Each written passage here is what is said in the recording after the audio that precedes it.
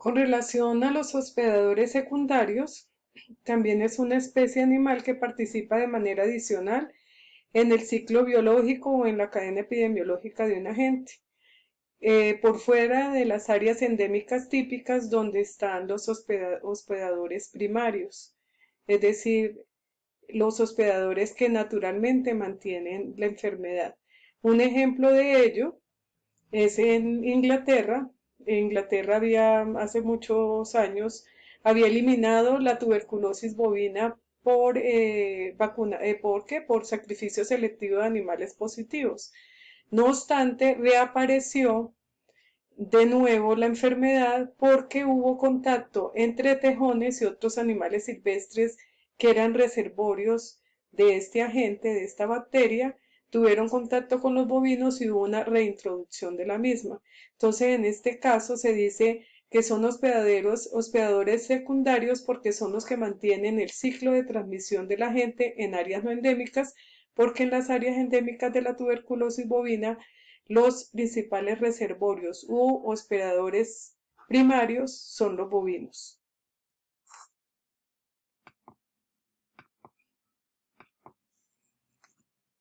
Con relación a otros hospedadores, está el término de hospedador definitivo e intermediario. En estos casos, esos términos se utilizan en especial en las enfermedades parasitarias donde el hospedador definitivo corresponde a aquel animal donde el organismo desarrolla su fase sexual o reproductiva y el intermediario la fase asexual o larvaria.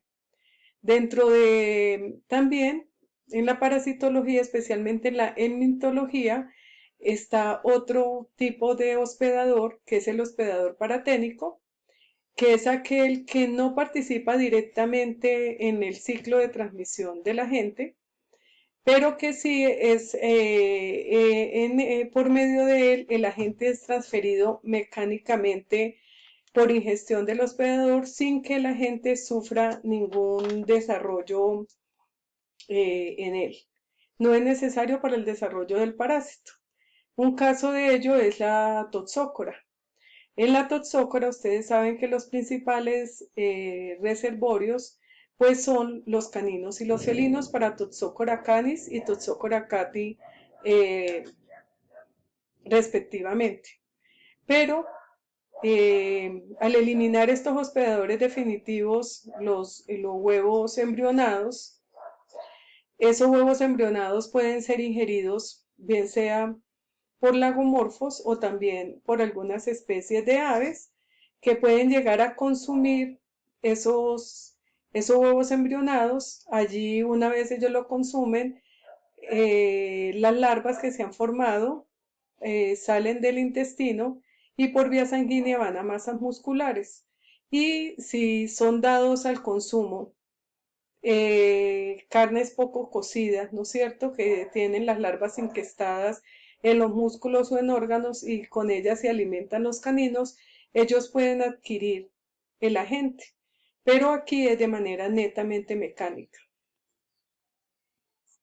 Y el hospedador accidental es un animal que normalmente no transmite el agente infeccioso a otros animales. Un ejemplo de ello somos los humanos en la mayoría de las enfermedades zoonóticas donde, por decir algo, por dar un ejemplo, en la leptospirosis, pues nosotros la capacidad que tenemos de eliminar por nuestra orina la leptospira y ser una fuente de infección para otros animales o personas que tengan contacto con nuestra orina si estamos infectados, pues la transmisión es muy baja y eso básicamente está relacionado por el pH que no le permite al microorganismo adaptarse a nuestros túbulos renales.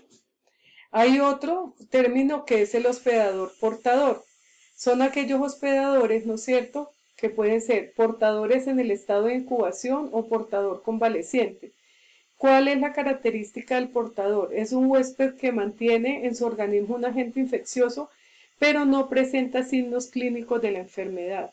Y por eso se dice que es un portador en el periodo de incubación o en el estado de incubación. Un ejemplo de ello son los caninos y los felinos con el virus de la rabia. Los caninos y los felinos en el periodo de incubación, ellos pueden eliminar a través de la saliva, pueden eliminar el virus rábico y de esa manera pueden infectar sin presentar signos clínicos, pero son una fuente de infección para otros animales susceptibles.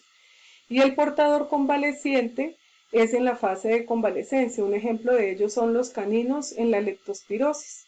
Ustedes saben que la leptospira, un canino puede estar recibiendo tratamiento contra la leptospira.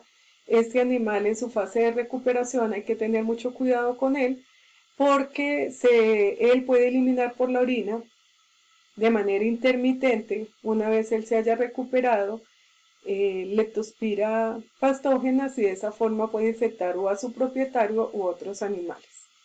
También en esto es importante en la cadena epidemiológica, también participan los vectores. ¿Quiénes son los vectores? Animales invertebrados, que por lo general son artrópodos o roedores que transmiten el agente infeccioso. Y esos vectores lo pueden hacer de manera mecánica cuando simplemente sirven de transporte de ese agente. Un ejemplo de ellos son las cucarachas, que son vectores de muchos microorganismos entéricos o las moscas cuando se paran encima de materia fecal y van y pisan un alimento, entonces ellos pueden transferir esos microorganismos hacia un alimento de manera mecánica. Pero el vector biológico es aquel en donde el agente realiza en él parte de su ciclo biológico. Un ejemplo de ello son las luxomías, que son los vectores biológicos para la transmisión de la leishmaniasis.